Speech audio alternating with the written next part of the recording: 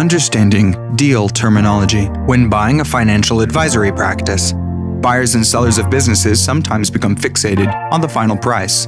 However, the way the price is paid may be more important than the actual number. It's rare that a business is completely paid for in cash. That means the rest of the sale has to be financed through a variety of financial tools, including loans, promissory notes, earnouts, and seller financing. The trick is to find the right mix of cash, lending, and other financing that works for all parties involved. That's tough to do if you've never been involved in a business transaction before. The jargon used in deal negotiations sometimes sounds like its own language. If you don't know an earnout from a promissory note, you'll need to brush up on deal terminology before you jump into negotiations. The following is a good primer to give you an understanding of the basics. The ingredients of a deal. Cash may be king, but it's usually not the primary source of funding in a financial services private practice transaction.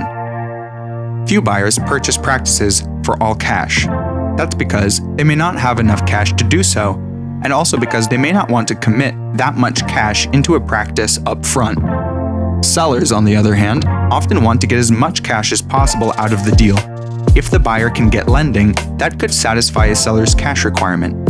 However, if the buyer can't get traditional lending, the buyer and seller may have to look to alternative funding methods. One popular financing method is an earnout, which is a predetermined cash payment to the seller that is tied to some kind of practice measurable. The selling advisor may receive a payment if a certain percentage of the client base is retained after the transition, or if a certain number of transactional accounts are converted to fee-based.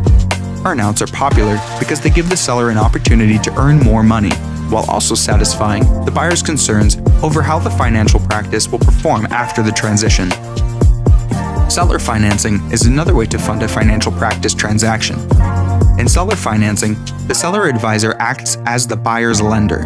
Rather than make loan payments to the bank, the buyer makes payments to the seller. The advantage to this is that it could expedite the transaction. The downside from seller's perspective is that the seller now has a very real interest in the success of the firm after his or her departure. The seller will also likely receive the seller-financed portion of the compensation over many years rather than upfront. A broker-dealer could also be in a position to help finance the deal by offering a promissory note to the buyer. A promissory note is essentially a loan agreement. In this case, the broker-dealer could pay the seller for the practice, and then the buyer could make regular payments to the broker until the note is paid off. This gives the buyer financial flexibility, but also helps the seller receive more compensation up front.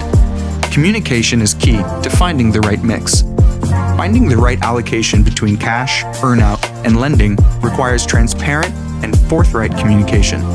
If a buyer knows and understands your goal as a seller, he or she can work with you to find a deal that works for everyone. A broker-dealer also may be in a position to facilitate the deal. It's important to inform them of any potential transaction as early as possible in the process.